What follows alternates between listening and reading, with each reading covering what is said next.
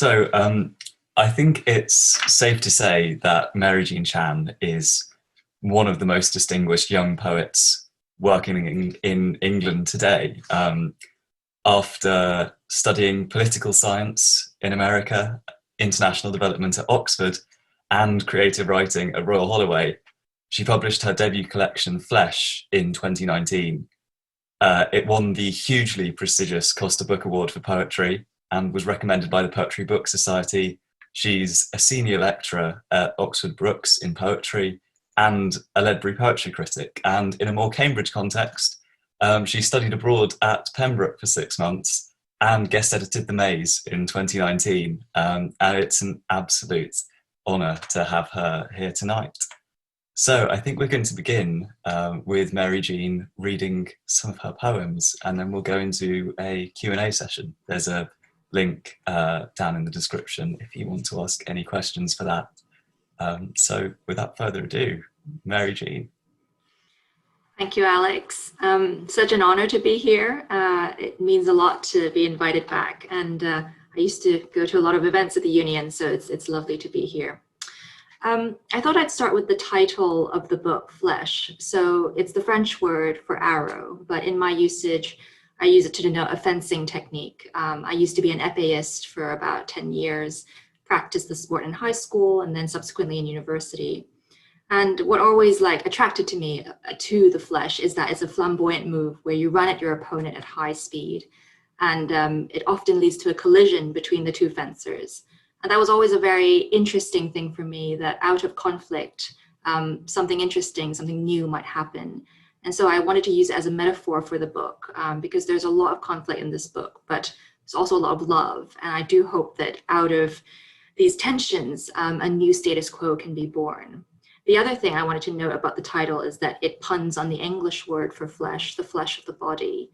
As a fencer, you're obviously armored, you're equipped with the mask and the uniform and the blade, but underneath is a vulnerable body that bruises and bleeds. And I wanted that to run through the book as well, especially as I explore themes of queerness and being racialized as Chinese abroad, and coming from Hong Kong as well, and having those tensions amidst different contexts. I think it's important to note that these are themes that I try to explore here. So I'll start with the preface of the book, which I don't often read, but I think that I put it there as an introduction to some of the key themes, and also to almost preempt some of the expectations that people might foist on an author like myself. Preface. 1. We are defined against something, by what we are not and will never be. 2. Who will read this slim volume of mine, and with what preconceptions? 3. A poet I admire once told a British audience, "We must call out monolingualism, since the world has forever been multilingual." 4. There are many reasons for my writing in your language. Ask your government. Ask mine. 5. This is a book of love poems.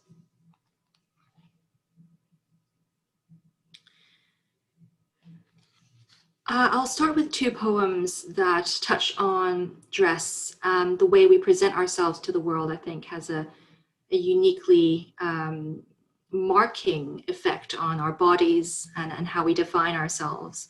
And growing up in Hong Kong, I attended a school, like many other people, which had a prescribed uniform. And for 12 years, I wore that uniform. And so I wanted to write about that. Dress.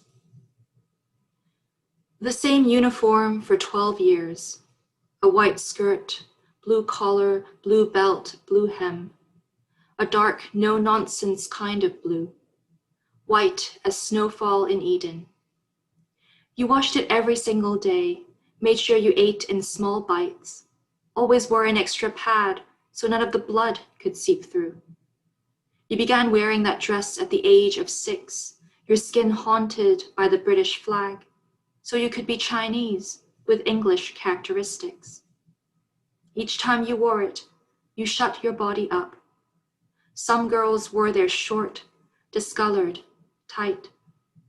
Head girl, you reported them to the office of the headmistress for inappropriate behavior, kept your dress at just the right length. Most mornings, you see the face of a boy in the mirror. You expect to fall in love with him. Meanwhile, your fingers brush the wrist of another girl as you jostle into the assembly hall, and you understand that sin was never meant to be easy, only sweet. What memory might light up the pond you sat beside in dreams, eyeing so much depth it would be years before you dared? What curvature of tongue might you taste, as of another's breath or blessing? One night, you find yourself kneeling beside the pond. You dream. A voice says, hell is not other people. You slip into the blue water, stripped of the glowing dress you wore for thousands of days. So the foil to that poem is the fencing uniform, which I really enjoyed wearing during practice. And so this poem reflects on that. Practice. As a teenager, fencing was the closest thing I knew to desire. All the girls swapping one uniform for another before practice, their white dresses replaced by breeches. I thought we were princes in a fairy tale with a twist, since there were no princesses to be taken, wed. As knights, we were told to aim for an imaginary spot, just above our opponent's left breast.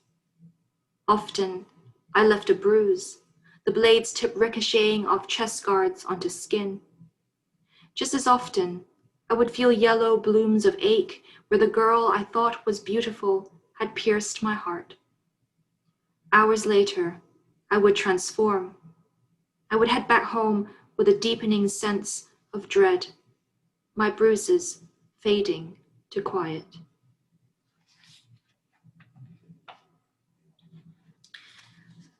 Aside from fencing, I also found a lot of comfort in reading, and Shakespeare in particular became an unexpected source of solace because I was detecting queer traces in some of Shakespeare's plays, especially Twelfth Night, which I often mention, and this poem touches on that.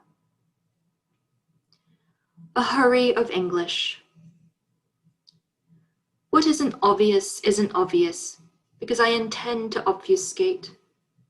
Oh, choose its own tail like a rabid dog.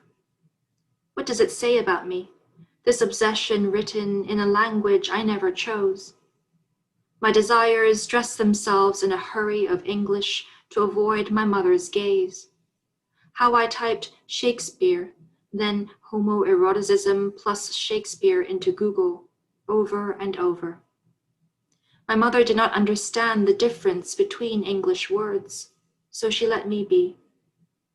A public history seeps into the body, the way tea leaves soak up the scent of a fridge. An odorless room is not necessarily without trauma. We must interrogate the walls. My skin is yellow because it must. Love is kind because it must. Admit it aloud.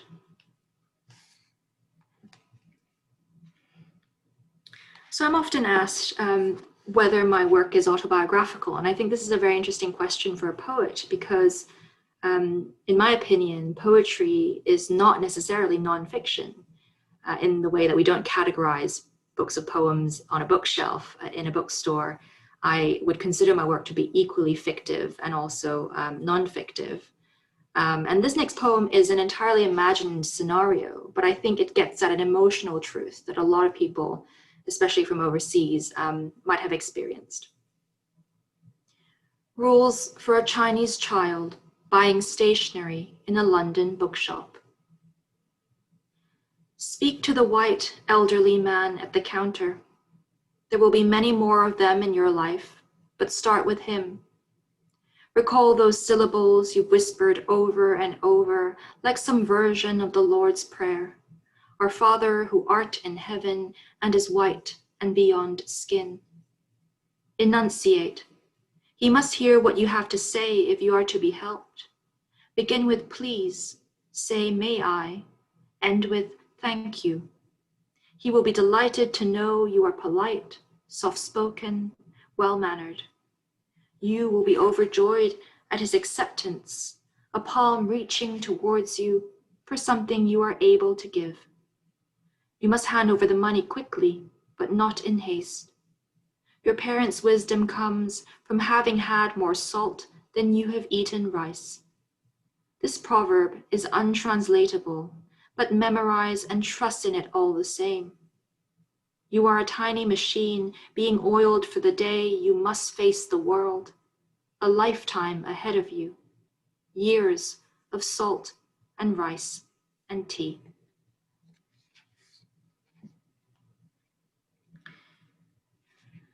So I write a lot about food in my work. I think, especially in Chinese culture, there's a unique place for food in a family, and each type of food also symbolizes different things. So for me, the dining table has always been a very potent setting, especially as a queer person who is allowed to sit at the dining table, who is accepted, and who is honored at the dining table, I think is quite a difficult thing. And so I wanted to write a poem that subverted the expectations of the dining table, the straight expectations of the dining table. And in particular, I was also thinking about how many of us don't get the perfect coming out that we want, even though we might have versions of it. And so I wrote my own. Conversation with Fantasy Mother. Dear Fantasy Mother, thank you for taking my coming out as calmly as a pond accepts a stone flung into its depths.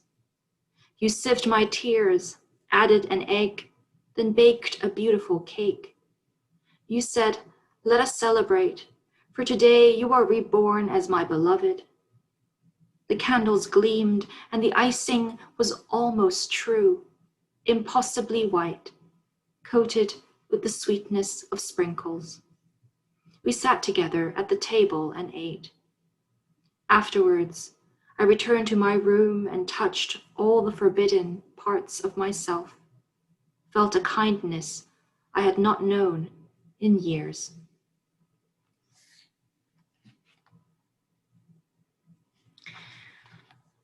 One of the key poets who's influenced my writing journey is the American poet Adrienne Rich, and I'm sure a lot of you know of her work. In particular, there is a collection by her called A Wild Patience Has Taken Me This Far. And I just love that phrase, the idea of a wild patience, passionate yet enduring. And so I took the title of that collection for this poem. A wild patience has taken me this far.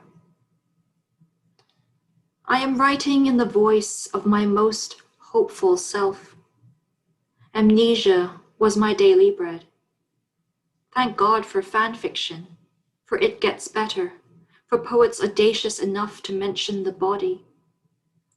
Do you know what camouflage looks like on a day-to-day basis?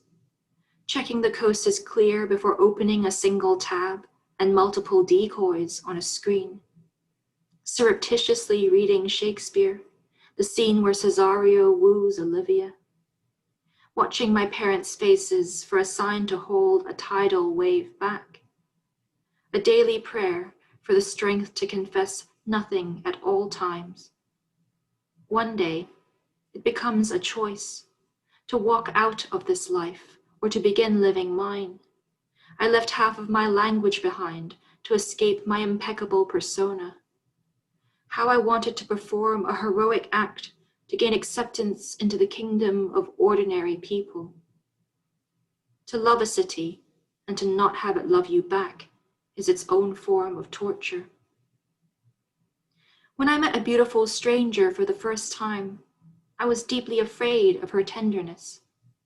An appointment with a therapist led to a second date. I was given permission, needed permission. She held my hand till I began to comprehend the territory of skin, its frantic heart and silent ponds.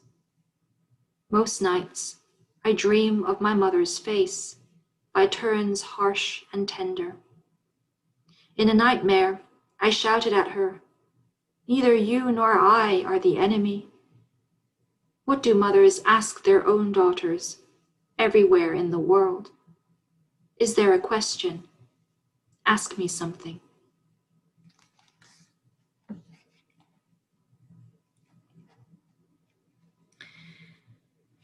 So I mention the word mother a lot in this book. According to my editor, the word mother appears over 100 times in this collection. But I was also reflecting on the fact that in my own life, I've never said the word mother to my own mother, because obviously I've said it in Cantonese or in Mandarin or in Shanghainese, which are the languages that my mother speaks. And so in a way, the word mother in English is already an artifice. It already is more than my mother and includes other mothers as well. So this next poem reflects on that. This grammatical offer of uniqueness is untrue. I have never said mother my entire life. She speaks Shanghainese and Mandarin and Cantonese, knows select phrases in French or English, words like sophisticated, multisyllabic. She would pluck them like sudden notes from a warbler's throat, her magic sleigh of hand at a dinner party where one of the guests is an elderly white man, professorial. When I say mother, I mean all those mothers I have witnessed or envisioned, mothers of history and mothers of our present historical moment, all desperately trying to love their children, even those the laws have deemed as unworthy as washcloths, tumble-dried for the last time, dirt-ridden, beyond help.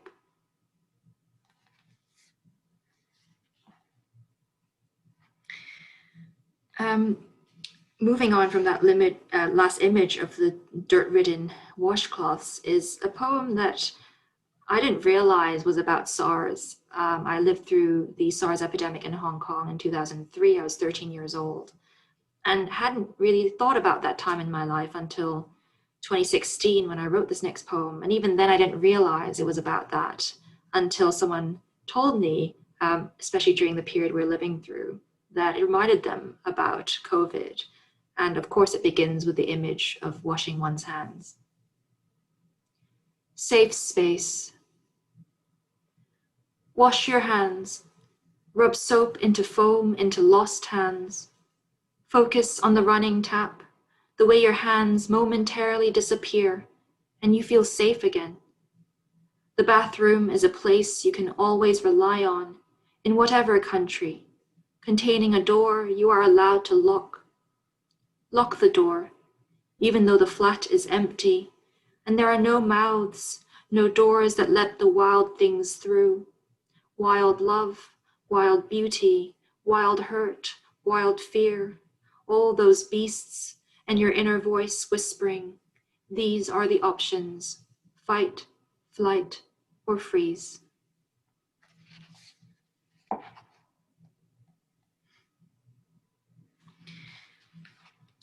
This next poem is called Autobiography, but in the book there is a bracket around the word auto.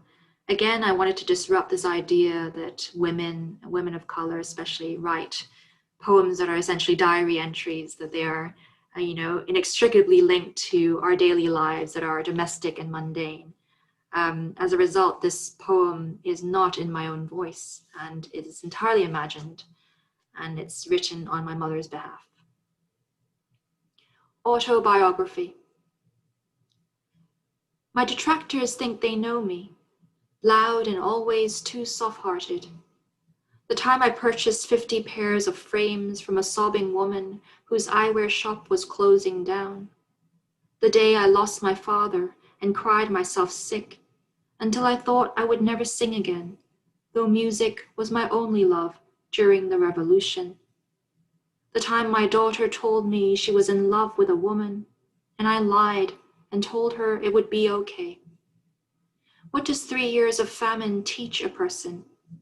Nothing, except that there is such a thing as perpetual hunger, loss pounding on the windows like rain.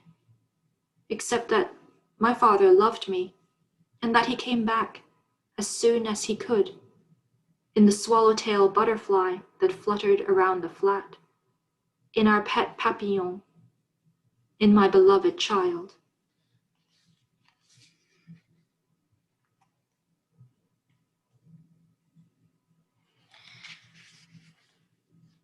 Beauty. All the metaphors have failed. The sea is infinitely breakable.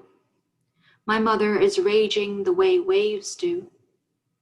Anger is a secondary emotion, a statement from my therapist who specializes in honesty, a rare trait that calms me, and she is so beautiful. I wish I could summon all the beauty in this world, ward off any jagged feelings. I cannot stand the faces of beautiful women. I feel a deep need to protect any plausible display of happiness. You see, my mother is fearful of open windows, the abiding terror of the world's light.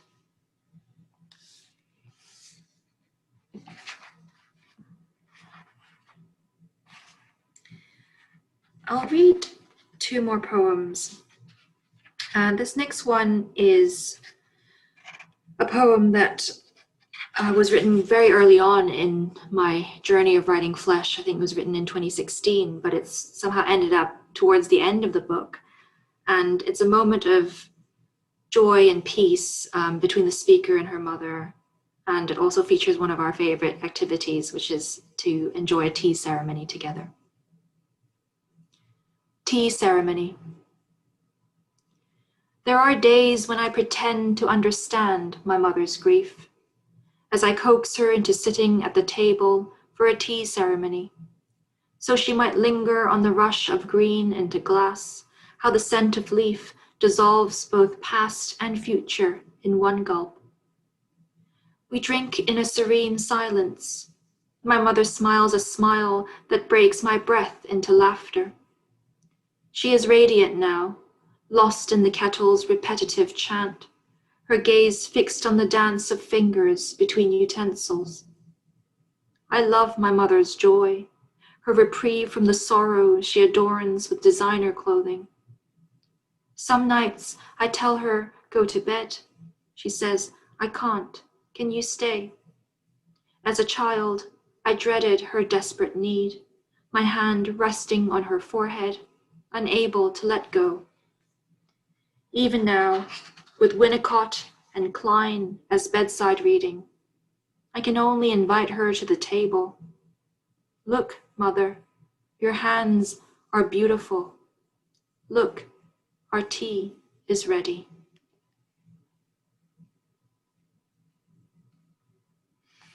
And I'll end with this poem. Thank you so much for listening. Wish. I would like to live like the trees. My lover often says, look up, as she admires a canopy of green. Her tree-like behavior astounds me. If you looked within me now, you'd see that my languages are like roots gnarled in soil, one and indivisible, except the world divides me endlessly. Some days I dare not look at the trees. They are such hopeful creatures. If the legislators of our world looked to their trees for guidance, would they reconsider everything? Lately, I've been trying to write a poem that might birth a tree. A genuine acceptance of the self continues to elude me. Thank you. Thank you so much. That was really, really wonderful to hear those poems read loud and really thought-provoking as well. Thank you. I think we're going to move on to a few questions and maybe some answers now, some of which I'll be asking and some of which I'll be asking on behalf of people in the audience who have asked via the link in the description, not to plug that again, but I wanted to start by asking that about a really wonderful opinion piece you wrote for The Guardian that I read right at the start of the first lockdown in the weeks when everything felt absolutely terrifying.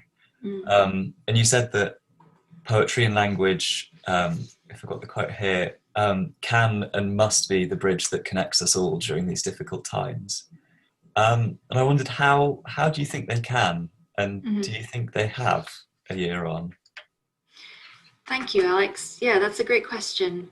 I think that was a hope. I wrote that piece because someone invited me to write about poetry in crisis. And in that moment, it didn't seem that poetry could do much. It felt small compared to the task at hand, which was, so enormous. And especially that this is my second epidemic or pandemic, it felt quite hopeless in many ways.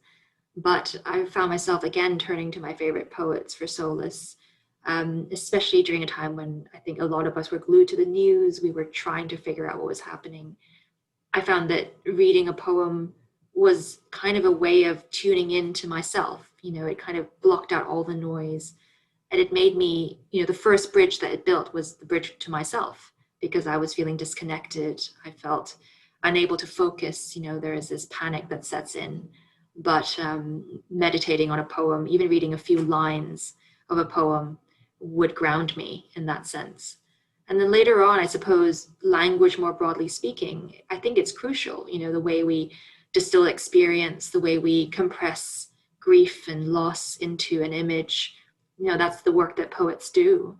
And I think that during this time, a lot of people have turned to poetry, even people who formerly didn't like the genre and perhaps found novels to be just a bit too much to focus on. But then the poem, given its size, given its memorizability, given the fact that often we can commit a line or an image to memory, I think it really allows for people to, focus on a particular sound even. It doesn't have to be something that we personally understand even. It can just be a kind of musicality inherent in the language that allows for a sense of calm. So I feel that poetry does do that. It's done so for me, and I think it's done so for a lot of people I know. Yeah, I think I've really noticed that too, that people seem to be turning to poetry for a kind of wisdom that you might not find in other media. And I think that was something people found, as you mentioned in that article, in your poem Safe Space 2, which you read for us. And that was trending on Twitter because a lot of people noticed it was about, the safety of the kind of strange, awful ritual of having to wash your hands a lot. Mm. Um, and yeah, I kind of wondered if you felt that having lived through the SARS epidemic had changed how you've seen what's gone on sort of this time round through this current pandemic, and yeah, whether you think this current experience will also lead to poetry one day. Yeah, thank you. I think so. I've already written a few poems that aren't directly about COVID-19, but they certainly touch on that experience. It's changed our whole world. The ability to touch another person has become like a rare thing. The idea of having to constantly sanitize. I mean, you mentioned the ritual of washing one's hands, and that's what it becomes. I remember at 13, I learned to sort of do it without thinking because of fear, because of anxiety, because my father's a doctor and he came home in full PPE every day. And that obviously, imprinted itself on my memory, and I remembered it viscerally in the body, not so much consciously, because as I said, I didn't realize I was writing a poem about SARS in 2016, but it certainly came back. That feeling of wanting to be safe came back. And especially now, I think, a lot of people are realizing that language can be used in ways that, aren't truthful. And I contrast, certain types of language, especially language we've heard during the pandemic, to language used in poems. I think poetry tries to keep language honest, and you cannot lie in a kind of emotional sense in poetry, I think, because, poets, the best poets, don't do that. Whereas outside of poetry, in the kind of language of government or propaganda, you then find language being used in ways that are lazy and casual and almost ends up meaning nothing. They become a soundbite, right, that we repeat, or it's repeated on the news cycle. And so I do find that, certain narratives about COVID are quite interesting, that are dominant right now, that I think poets would find it very fruitful to unpick and maybe examine in their own work. Yeah, I think we're so exposed to discourse at the moment that poetry will hopefully be able to kind of break through that and actually talk about an emotional truth. And we've got a question from the audience that feeds into quite nicely. Sure. From Sarah Degbite, who asks three really good questions. How do you go about emotionally uncomfortable or difficult spaces in your poetry, especially when thinking about the quality of poetry as defined by competitions and reviews, and how can anyone's pain / experience stand up to literary criticism and review? That's very interesting. I think it's a question that one could answer both as a writer and as a reviewer. And I personally review as well, in addition to writing poems. So I suppose when one is writing a poem, at least personally, I do not really think about reception. And a lot of people say that. And personally, I know that we might think, oh, well, of course you do. You must think about audience. And obviously there's an awareness, a kind of vague awareness of audience, or that at some point someone will read this. But I certainly never thought about my poems in the kind of framework of, oh, will someone like it enough to give it a prize at a competition, or whether or not it will be reviewed favorably, because one can have no idea about whether or not that particular judge or particular reviewer would indeed receive something favorably. You can only write the poem that you set out to write. So gladly, that has never influenced a single poem of mine. I've always written my best poem, or at least what I thought was my best effort, and just put it out into the world and tried to see whether or not it would be favorably received, and have certainly received my fair share of rejections, and to this day. And that's fine. That's part of the journey of a writer, I think. It's inevitable that some people will prefer your work to others.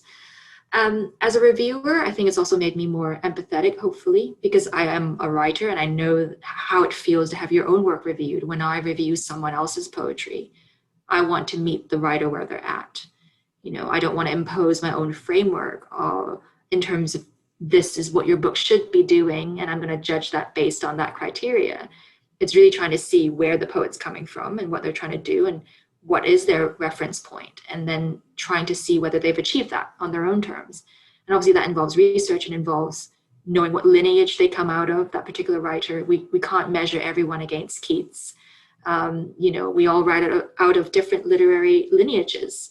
Obviously Keats is very important, but he kind of influenced every single contemporary poet in the same way. And other people have, personally, I have people like Adrian Rich who's influenced me, and that is not immediately obvious to an attentive critic. So I think that's how I'd answer the question. Hopefully that's touched on some things that she's raised. Yeah, thank you. I'm sure it has. That's fascinating, and it's fascinating to hear about the experience of reviewing after having been reviewed. And I wanted to ask actually that, and sort of talk about the reception of Flesh after it went from being, poems that you've written by yourself to poems that are sort of mass reproduced and that are have won loads and loads of prizes and got loads and loads of fantastic reviews, as they really should. But how does it feel to have your poetry acclaimed in such a public way? And does it really change your relationship with the poems, or do they still feel like the same poems? Yeah, it's an interesting question. And, personally, obviously winning the Costa was it was a huge surprise, like genuinely. Even being shortlisted was a huge surprise, especially if one looked at previous recipients. I certainly didn't think I would be a part of that group. But it was a huge privilege. I think that the greatest thing that the Costa gave me was that the book reached more people and more quickly than they would have perhaps done on their own. the book appeared in more bookstores, is more visible. And I'm grateful for that, because I think all poets who publish their work want an audience, and I won't sort of lie and say that that doesn't matter at all. Obviously, we want our work to be read. But in terms of how it's really changed my relationship to the book, it really hasn't in a kind of meaningful way, because for better or for worse, I've written the book already, and whether or not people receive it favorably. I mean, I have also received one or two lukewarm reviews. Perhaps those weren't as visible, but I certainly saw them. And that can't really change the book because it's been written. And secondly, I've already moved on in a way as a writer. Once again, I'll be judged against these new poems. And having had a book that's been well reviewed or well received almost won't shield me from criticism in terms of my new work, because those are different already. And yet again, there'll be new frameworks with which to judge it, and sort of new ways of looking at, a writer's second book. And yeah, so I think in a way it was very encouraging. Certainly it's given me a lot of just encouragement and a feeling of, I can't believe that some people have read it and really personally written to me and said how important it was to them, especially queer folks. I think that's been really the kind of highlight of once or twice at book festivals. A mother buying my book and saying that she'll give it to her daughter who's trying to come out, that really hit home and made me realize that perhaps I have done something here that is useful, and worthwhile. So yeah. Yeah, and I think you've spoken about texts like 12th Night and that kind of like really joyous, celebratory, playful Shakespearean comedy where gender doesn't really mean anything at all. And how that's been a kind of safe space maybe for you growing up. Yeah. And yeah, it sounds like that's something you'd like to achieve in your own work as well, to kind of create a safe space for another generation. Yeah, if a poem or the book does that, I think that would be the utmost privilege of having written this book. Yeah, I think it's a wonderful thing, especially for queer writers and queer people. Thank you. Yeah, and I also wanted to ask about the figure of the mother in Flesh. Not your mother, of course, necessarily, but which at first when I first read it, it seemed like a really personal thing to be talking about in public, to sort of be saying all of these things about your relationship with your mother as I read it. Yeah. But then I sort of read more interviews and sort of found out that you feel it's not necessarily your mother, but kind of a composite figure of the mother. And yeah, I wondered how much you kind of have of yourself in the poems, and whether like we kind of expect more disclosure from a queer poet and from and you mentioned from a female writer of colour than we do from like Keats.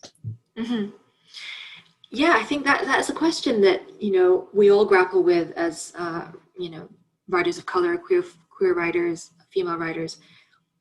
But I think the question can almost be sort of subverted slightly, and one can ask, who can afford not to be seen, right? And I think a lot of critics of color have made this point, that if one has the luxury of not having to see oneself represented, that is only a small minority in society, and usually it's white men, straight white men, right? So of people who have seen themselves so many times represented in so many ways, that for them the idea of having to discuss one's life experiences and having to forge a path where there was none is something that they don't have to think about.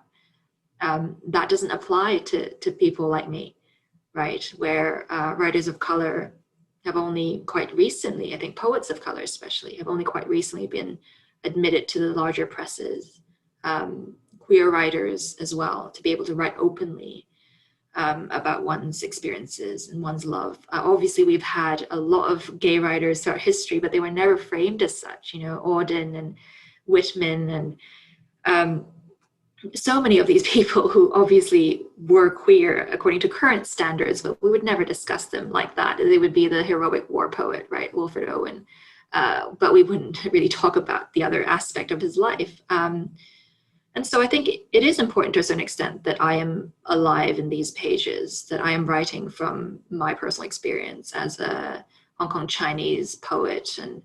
But I wouldn't, again, going back to what I said earlier during the reading, I wouldn't say these are autobiographical poems. I like the phrase that the American poet Sharon Olds uses. She says her poems are apparently personal.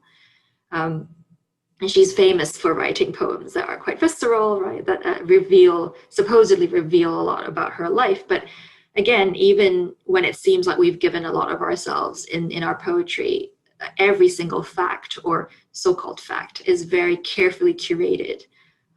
It's not a kind of a surge of emotion that we've been unable to conceal, right? It's definitely been very much kind of examined down to the last detail, and I've decided to put that in the poem, for a certain reason. And a lot of the images, again, are imagined. There's another poem called Wet Nurse, where I write from the wet nurse's perspective, and I've never met her. She was my mother's wet nurse, and a lot of it is based on storytelling, word of mouth, my imagination of the time that she lived in. But is the poem less true? I don't think so. I go back to what my mentor, Jo Shapcott, a wonderful poet, said to me. She said, Mary Jean, your poems can be fiction. Remember that you have the freedom to imagine in your work. And that really set me free. I think in the early days of writing the book, I felt tied down to chronological detail. Did that happen in that order?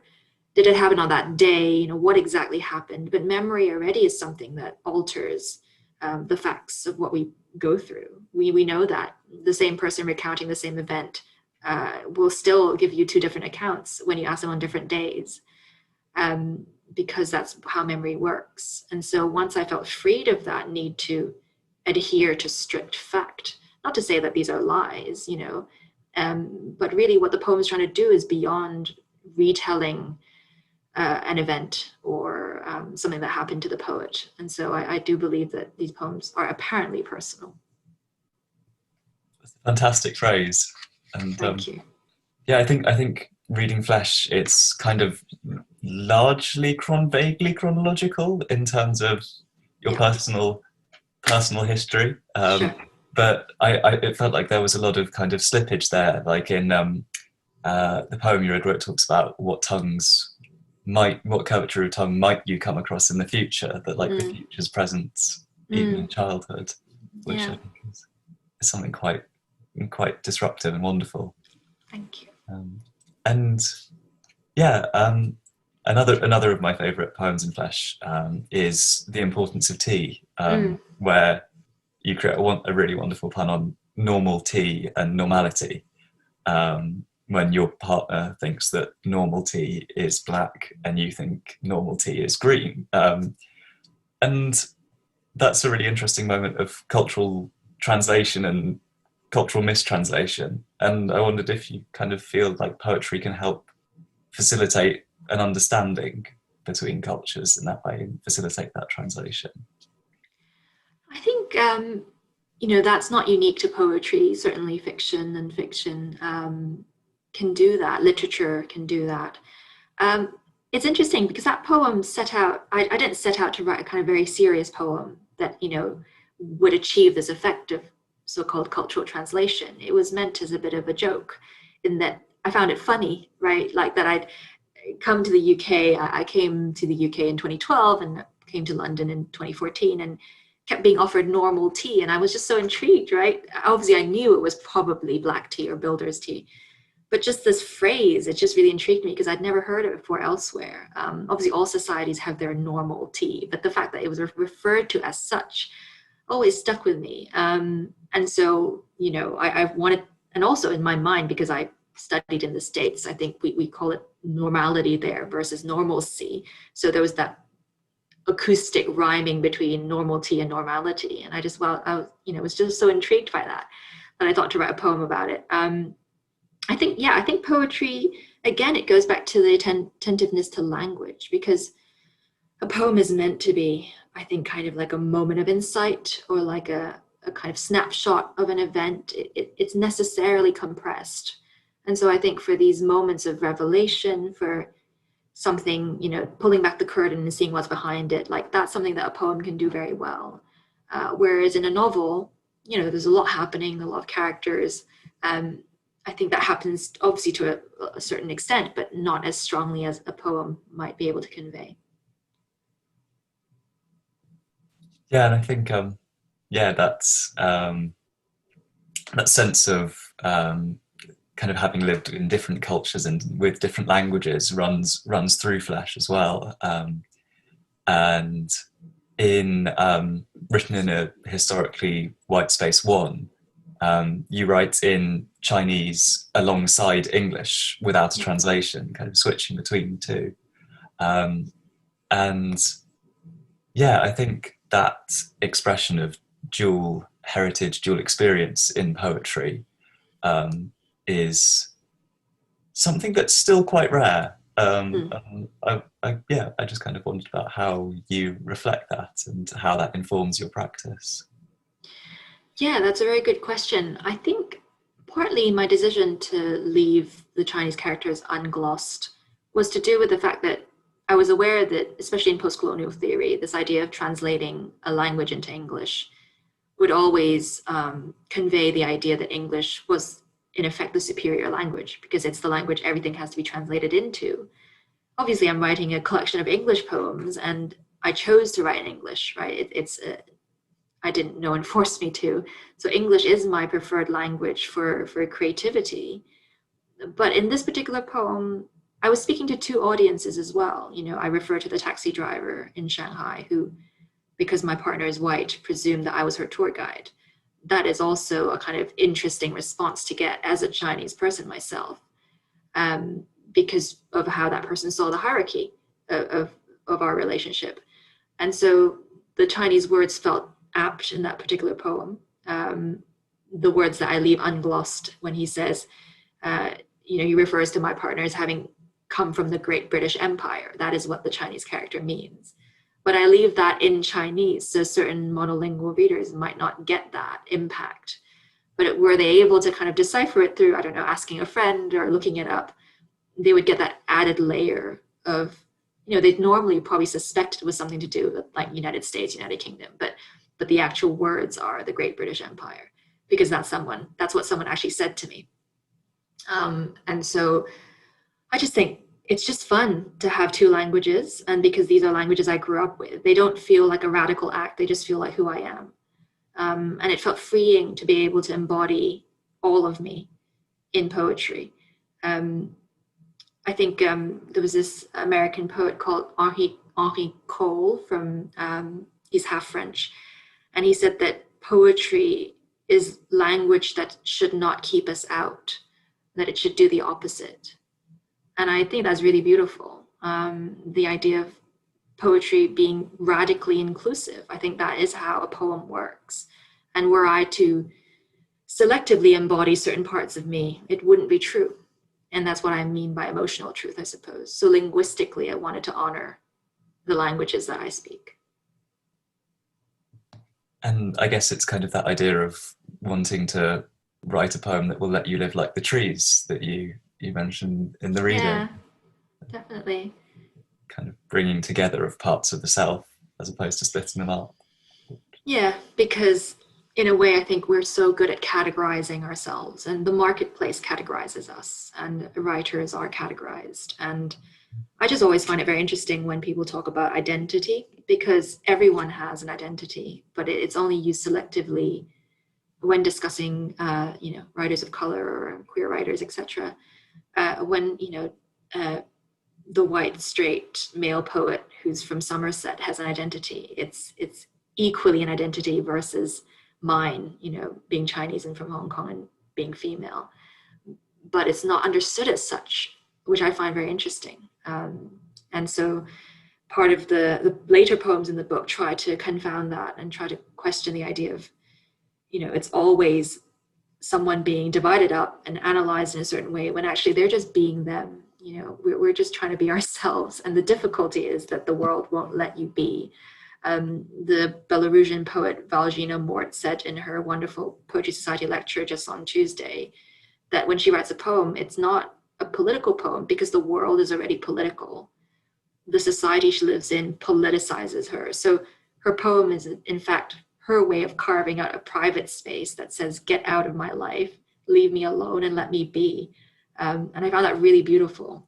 Just this idea of, because society overdetermines who we can be and who we are, that the poem tries to create a space that will just let you exist.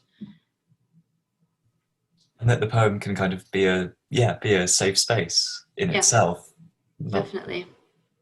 And I mentioned in the introduction at the start that you, in your first degree, majored in political science and minored in English literature. And sort of coming off that, what you've just said, I wonder if politics and a kind of knowledge of it has had any impact on your poetry, or if they're just kind of separate worlds. I think so. I'd like to think so. I was always interested in literature, but when I went to the US, I was actually a business school student in Hong Kong and was miserable, and then transferred to the States where I did my first degree in politics. I just found it so useful to understand society better. It's a bit of a cliche, but obviously being able to see the structural elements of society and understanding how, a lot of things are socially constructed versus being just normalized as ideology, that was very useful in probing things like race and language and post-colonialism. I suppose all these things can fall under equally the rubric of English versus the rubric of political science. It just depends on how you go about analyzing it. And so I thought my first degree certainly helped in that respect. Yeah, so I think another thing I wanted to ask about Flesh is the fact that when people flick through it, it quite literally doesn't look like most poetry collections that you might be used to, that we're used to having poems having a single straight margin on the left-hand side of the page, and then the lines of the poetry go down that margin. But in some of your poems, like Practice and at the Castro, which I absolutely love, you play about with that and create new shapes on the page. Why is that? And what effects, plural, almost definitely plural, do you think it creates? Well, it's interesting, isn't it? Because I wouldn't really consider myself to be an experimental poet. There are certainly lots of other poets who have experimented far more with the way their poems are laid out on the page. But I do firmly believe that each poem should have a form that suits its content. So it shouldn't by default be a single form, unless obviously a poet was setting out to write a book of sonnets, right? Terence Hayes, he wrote a book of sonnets that, are equally pure, each sonnet has kind of the same impact over and over and over. And that form really suits the themes that he's exploring in that book. I think it's called American Sonnets for My Past and Future Assassin. And it was written in the wake of the Trump presidency. But if one were not setting out to use a particular form in that way for that repetitive effect, I think that each poem should have its own form, if that makes sense. So for At the Castro, because it's a poem about rupture, a poem about, oneself being split apart in a way, the part that's still closeted and afraid, and the other part that's starting to come out and discover oneself. And also the fact that it references the Orlando shootings towards the end. It didn't feel like a poem that could be a kind of complete thing on the page. It had to embody rupture in some ways. There's literally lost lives in there, right? There's literally people who've died because of the hate crime against queer people in Orlando. So I wanted that rupture in the middle, that gap, and the fact that the two sides of the poem are sort of lineated like a block on the right and left it's kind of claustrophobic. It's kind of like this space in which one is trapped within it, but there's a kind of rupture in the middle and there's loss. And I think just that form felt right. And I'm not the first person to use this form. Sarah Howe used it in her Loop of Jade. You know, Emily Berry has a poem in Stranger Baby that does that. Many other poets have done so. But I found it productive for that particular poem. Likewise for Practice, because it's a poem about fencing, and we use the pieced, which is the kind of thin strip of kind of a practice place. We practice on that strip. It's called a pieced. I wanted the lines of the poem, the couplets, to embody the pieced quite literally on the page. And this back and forth is a kind of dance between desire and restraint and fear and joy. You know, I wanted that kind of movement as well. And obviously I do have my more typical lyric poems that just run down the page. So yeah. And also lastly, I suppose concrete poetry, which is shape poetry, has been around for a long time. So I gain inspiration from that as well. That's really fascinating. Thank you. You're welcome. So I think time's going really fast, and we're probably coming towards the end, because I think we've got an hour. So I just wanted to ask, as a last question, maybe, you talked about who gets invited to the dining table and like the kind of politics of that, and your fantasy dining table. And I wondered if you could have a fantasy dining table, who would get invited to it? Oh goodness, that's always the big question, isn't it? I suppose, well, there's so many people I would love to meet. I'd love to meet Adrienne Rich, because even though she was alive whilst I was studying in the US, I never got a chance to attend a live event of hers. And she actually passed away my final year of university. I remember just, doing my work, but obviously was still kind of scrolling through the internet. And then on my social media, it just popped up that she'd passed away. And I think I was just so devastated that night. It felt like I'd lost someone dear to me, even though I'd never met her. And I really regretted not, I don't think at the time she was doing many live readings, partly because she was ill, but I, really regretted that. And yeah, wish I could have met her in real life. So she's definitely invited if she would attend. And other authors, I don't know if they have to be authors, imaginary people, maybe. Jo March, I've always loved her as an archetypal queer character. My partner is actually named after her, so that's probably also why I find that character to be very intriguing. And then I've been rereading this book called Stoner, a novel by John Williams, and I just find that William Stoner, that character, to be so fascinating. I'd love to meet him as well. So. I think that's going to be a really good dinner party. Oh, well, thank you so much for being so generous with your time and reading and answers. It's been really great to talk to you this evening. Thank you, Alex. Really appreciate it. Thanks so much. And yeah, I think that's all the time we've got. Sadly, I could go on. I'm sure everyone could go on forever talking about this late into the night. But yeah, I guess the last things to say are that Mary Jean's collection Flesh is available at all good bookstores. If it's not there, it's not a good bookstore. And thanks to everyone who's watched and come along. And have a lovely weekend, everyone. Thank you so much on behalf of the Union. It's been an absolute pleasure. Thank you, likewise. Thanks so much.